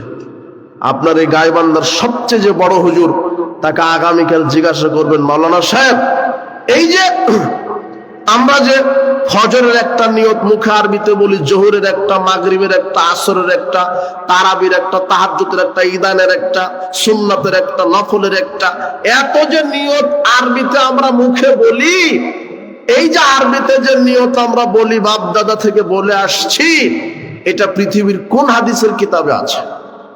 কথা বুঝেননি? কথা আপনার হুজুরকে বলবেন যে হাদিসটা কোন কিতাবে লেখা আছে, হাদিসের পাতা থেকে দেখাতে হবে, সহি জয়ীফ না। এটা জাল দলিল হলেও হবে, এটা জাল দলিলও নেই। কথা বুঝুনি মনে হয়? তবে আরবিতে যে মুখের নিয়ত বলতে হবে, আর একটা কি দলিল নেই, না জাল দলিলও নেই। তো দেখাক না যে এই যে হাদিসে আছে আরবিতে লেখা, ওটা হলো মানুষের বানানো। ইমাম সাহেব আলাদা ভাবে মুখে নিয়ত তৈরি করে নিয়েছে। 2 নম্বর বেদাত, আনা ইমাম হাদার ওয়া মাইহাদুরুন, আমি ইমামতি করছি উপস্থিত অনুপস্থিত সকলের, এইভাবে মুখে নিয়ত বলা বেদাত। 3 নম্বর বেদাত, ওই যে হুজুর বায়ের সাথে পাগড়ি পেঁচা শুরু করে দিয়েছে, বলছে যে পাগড়িবিহীন সালাত 1 রাকাত, পাগড়িবিহীন 70 রাকাতের সালাতের সমান। হাদিসটা জাল, মিথ্যা কথা। পাগড়ির কোনো ফজিলত নাই, টুপির কোনো ফজিলত নাই, তবে পাগড়ি টুপি পরা ইসলামী লেবাস, পোশাক। রাসূল সাল্লাল্লাহু আলাইহি ওয়াসাল্লাম পাগড়ি পরিধান করেছেন, সাহাবায়ে কেরামও পাগড়ি পরিধান করেছেন, রুমাল মাথায় দিয়েছেন, তারা খালি মাথায় সালাতে দাঁড়ান নি। কথা বুঝেছেন? কিন্তু পাগড়ি এবং টুপির কোনো কি নাই যে পাগড়ি টুপি পরে সালাতে দাঁড়ালে 10 নেকি বেশি দিবে, আর পাগড়ি ছাড়া খালি মাথাতে সালাতে দাঁড়ালে 10 নেকি কম হবে, এরকম শরীয়ত না। কথা বুঝেননি মনে হয়? কিন্তু হুজুর বলছে যে পাগড়ি পরে সালাত আদায় করলে 70 গুণ সালাতের নেকি, এটা মিথ্যা। আর শুধু ওই সময়তে পাগড়ি পেঁচে যখন মুয়াজ্জিন ইকামত দিচ্ছে, রাসূল সাল্লাল্লাহু আলাইহি ওয়াসাল্লাম ইকামতের সময় পাগড়ি পেঁচেনি, উনি সব সময়তে মাথায় পাগড়ি পরে থাকতেন, শুধু ইকামতের সময় নয়। আর যখন মুয়াজ্জিন ইকামত দিচ্ছে, আশহাদু আন্না মুহাম্মাদুর রাসূলুল্লাহ, তখন সবাই বলছে সাল্লাল্লাহু আলাইহি ওয়াসাল্লাম। আজান ইকামতে মুয়াজ্জিন যা বলবে মুসল্লিকে তাই বলতে হবে। আশহাদু আন্না মুহাম্মাদুর রাসূলুল্লাহ এর জবাবে আপনাকে কি বলতে হবে? আশহাদু আন্না মুহাম্মাদুর রাসূলুল্লাহ, এটাই সাল্লাল্লাহু আলাইহি ওয়াসাল্লাম, ওই সময়তে নয়। আজান ইকামতের বাইরে যখন নবীর নাম শুনবেন তখন কি? তখন দরুদ, সংক্ষেপে বলেন সাল্লাল্লাহু আলাইহি ওয়াসাল্লাম। কিন্তু আজান ইকামতে আশহাদু আন্না মুহাম্মাদুর রাসূলুল্লাহ, আশহাদু আন্না মুহাম্মাদুর রাসূলুল্লাহ, এটাই আজান ইকামত। এটা আল্লাহ নবী বলেছেন, ফাকুলু মিসলা মা ইয়াকুলু মুয়াজ্জিন, মুয়াজ্জিন যা বলে অনুরূপ বলো। শুধু হাইয়া আলাস সালাহ, হাইয়া আলাল ফালাহ ব্যতীত। হাইয়া আলাস সালাহ, হাইয়া আলাল ফালাহ ওই সময়তে বলতে হবে লা হাওলা ওয়ালা কুওয়াতা ইল্লা বিল্লাহ। আরেকটা বেদাত কি? আশহাদু আন্না মুহাম্মাদুর রাসূলুল্লাহ বলার সাথে সাথে 2 বৃদ্ধাঙ্গুলিতে চুমা দিয়ে চোখ মাসা করছে, এটা বেদাত। আরেকটা বেদাত কি? জায়নামাজের একটা দোয়া বলছে মানুষ, ইন্নী ওয়াজ্জাহতু ওয়াজহি লিল্লাযী ফাতারাস সামাওয়াতি ওয়াল আরদি হানিফা ওয়া মা আনা মিনাল মুশরিকিন।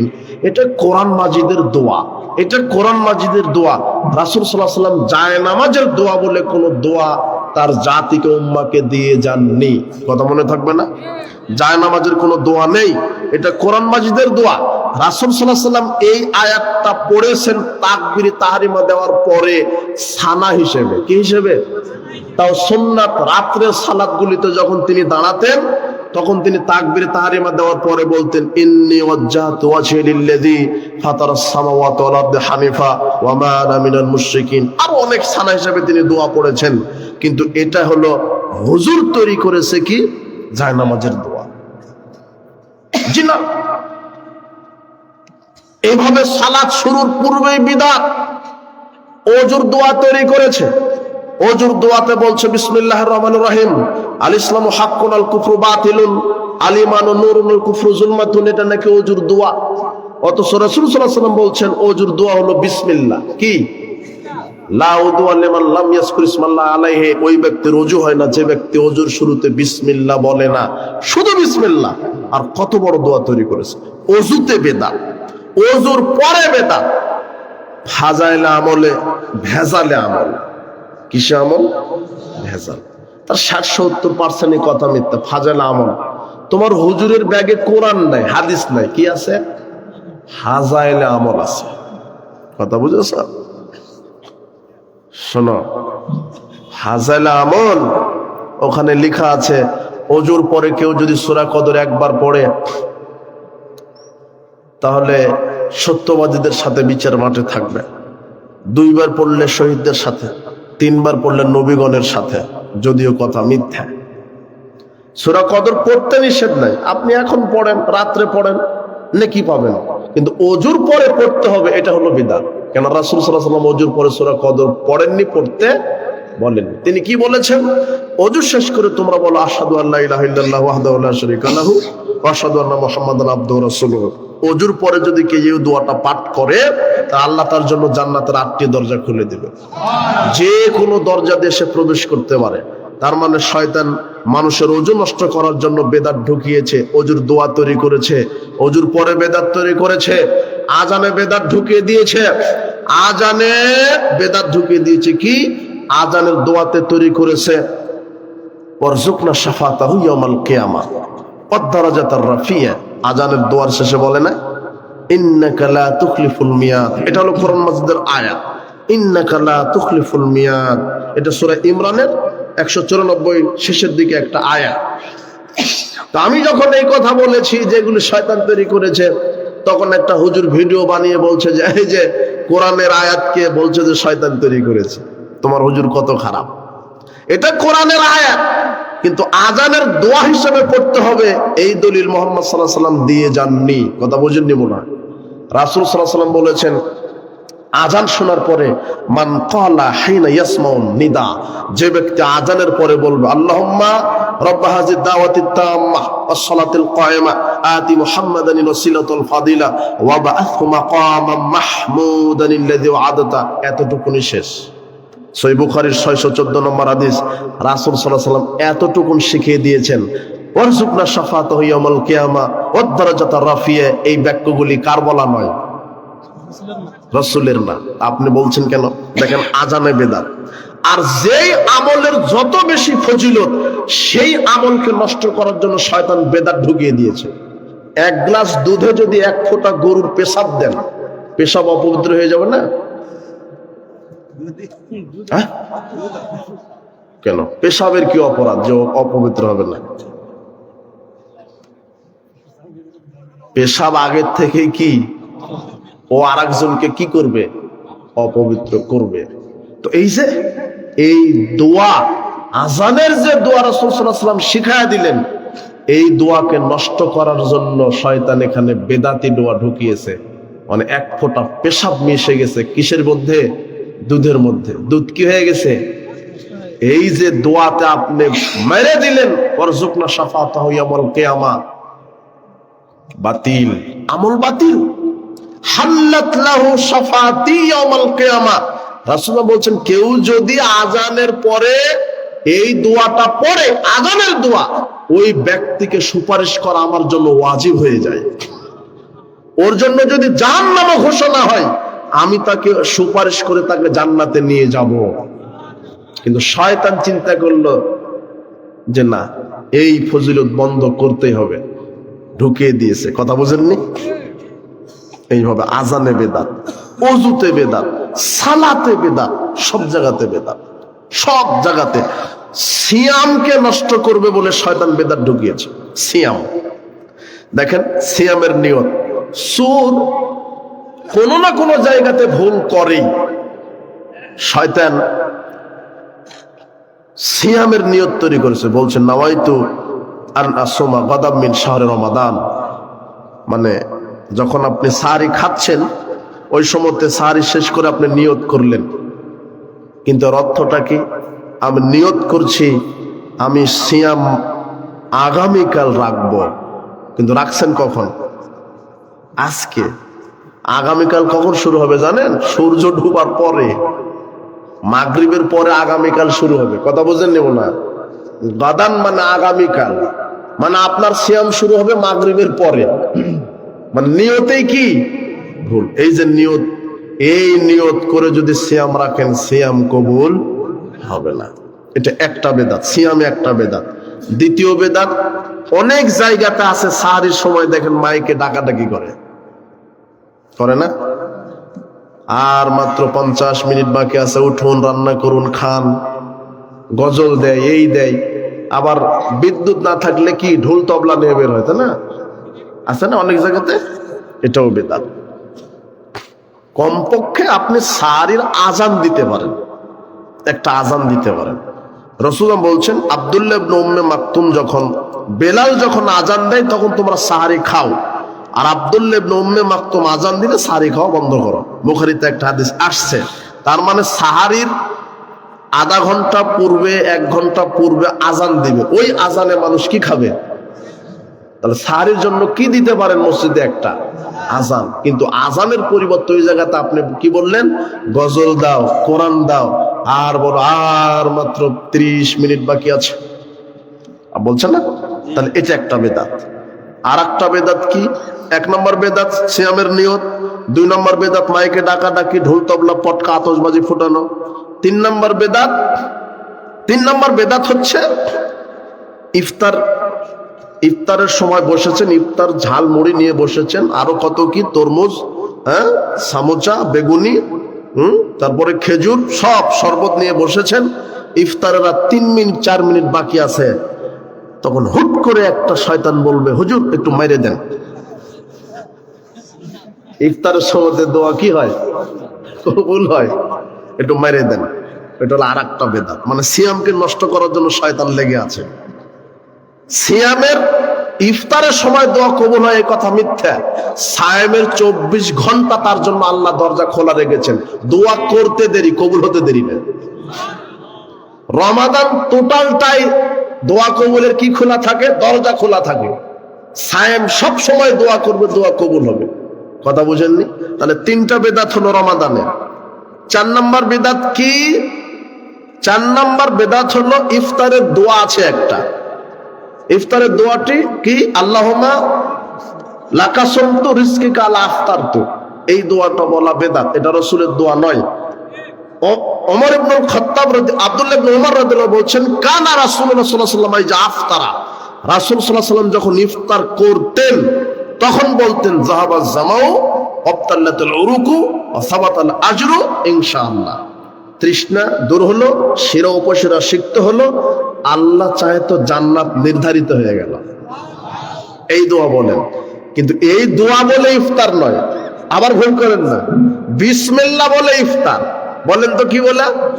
বিসমিল্লাহ বলে খেজুর একটা মুখে দিবেন, এরপরে 1 গ্লাস পানি অথবা শরবত খাওয়ার পরে বলবেন এই দোয়াটা। কেন? এখন শিরা উপশিরা কি হয়েছে? সিক্ত হয়ে গেছে, সতেজ হয়ে গেছে, পিপাসা দূর হয়েছে, আল্লাহ চাহে তো জান্নাত ফিক্সড হয়ে গেছে। কথা বুঝেছেন? ইফতারের দোয়াটা কি? বিসমিল্লাহ। ইফতার করার পরে ওই দোয়া মনে থাকবে। তাহলে কয়টা বেদাত হলো?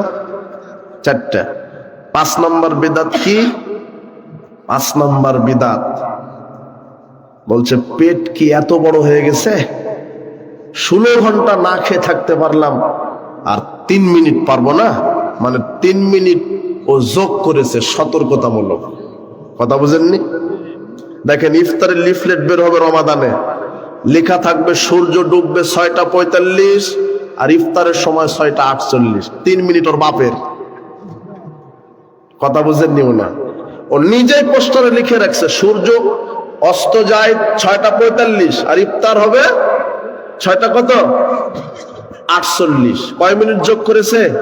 3 মিনিট। এই যে 3 মিনিট দেরিতে ইফতার করেছে, এটা হলো ইহুদি খ্রিস্টানের স্বভাব। কাদের স্বভাব? ইহুদি খ্রিস্টানের। রাসূল সাল্লাল্লাহু আলাইহি ওয়াসাল্লাম বলছেন দিন ততদিন বিজয় থাকবে যতদিন তাড়াতাড়ি ইফতার করবে, আর সূর্য ডোবার সাথে সাথে সায়েম ইফতার করবে। কথা বুঝেছেন? লিআন্নাল ইয়াহুদা ওয়ান নাসারা ইউআখিরুন, ইহুদি খ্রিস্টান দেরিতে ইফতার করে। কে দেরিতে ইফতার করে? ইহুদি খ্রিস্টান।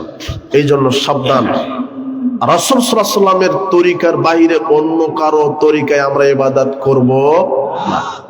বলো তো আজকে কি বিষয় আলোচনা করলাম? মানহাজ, মানহাজুস সালাফ, রাসূল সাল্লাল্লাহু আলাইহি ওয়াসাল্লামের তরিকা, রাসূল সাল্লাল্লাহু আলাইহি ওয়াসাল্লাম মানহাজে আমাকে আমল করতে হবে। তাহলে কি আমাদের আমল আর নষ্ট হবে? বেদাত ঢোকার কোনো সুযোগ আছে? সমাজে অনেক আমল মানুষ করে যার কোনো দলিলই নেই। এই যে আমাদের দেশের হাফেজ সাহেবেরা সাদাকাল্লাহুল আজিম বলে কোরআন শেষে, তাই না? আর দলিল চান, কোনো দলিলই নেই। আপনি সালাতে টপ করে আঙুল উঠালেন একবার, আশহাদু আল্লা ইলাহা ইল্লাল্লাহ আশহাদু আন্না মুহাম্মাদুর রাসূলুল্লাহ, এর কোনো কি নেই। শুরু থেকে শেষ পর্যন্ত আপনি কি করবেন? নাড়াতে হবে। একবার শুধু উঠিয়েছেন, একবার নামাবেন, এরকম না। সালাম ফেরানোর পূর্ব পর্যন্ত আপনি কি করবেন? ইশারা করবেন। আর ওই সময় দৃষ্টি থাকবে নখের উপরে। নারী বুকের উপরে হাত বেঁধে সালাত আর পুরুষ নাভির নিচে হাত বেঁধে সালাত, এরকম হাদিস নেই। নারী পুরুষের সালাতের কোনো পার্থক্য নেই। নারী পুরুষের সালাতের একই বিধান। পুরুষ নাভির নিচে হাত বেঁধে সালাত আদায় করবে আর নারী বুকের উপরে হাত বেঁধে সালাত আদায় করবে, এরকম হাদিস পৃথিবীতে নাই, কোন হাদিসের কিতাবে নাই। কথা বুঝেননি মনে হয়? আপনার হুজুরকে জিজ্ঞাসা করেন যে আমরা যে এই কথা শুনে আসছি হাদিসটা কোথায় আছে, কোন কিতাবে আছে যে পুরুষ নাভির নিচে আর মহিলা বুকের উপরে হাদিসটা দেখতে চাচ্ছে? সহিহ জয়ীফ না। এই যুবক, তুমি কি হাদিস দেখতে যাবে? এটা জাল হাদিস দেখতে যাবে। এটা জাল হাদিসও নাই। নারী পুরুষের সালাতের কোনো পার্থক্য নেই, উভয়ই বুকের উপরে। রুকু, সেজদা, কিয়াম, কুদ সব নারী পুরুষের একই, কোনো পার্থক্য নাই। আল্লাহ সুবহানাহু ওয়া তাআলা আমাদেরকে কোরআন এবং সহিহ সুন্নাহ অনুযায়ী রাসূল সাল্লাল্লাহু আলাইহি ওয়াসাল্লামের মানহাজ অনুযায়ী আমল করার তৌফিক দান করুন।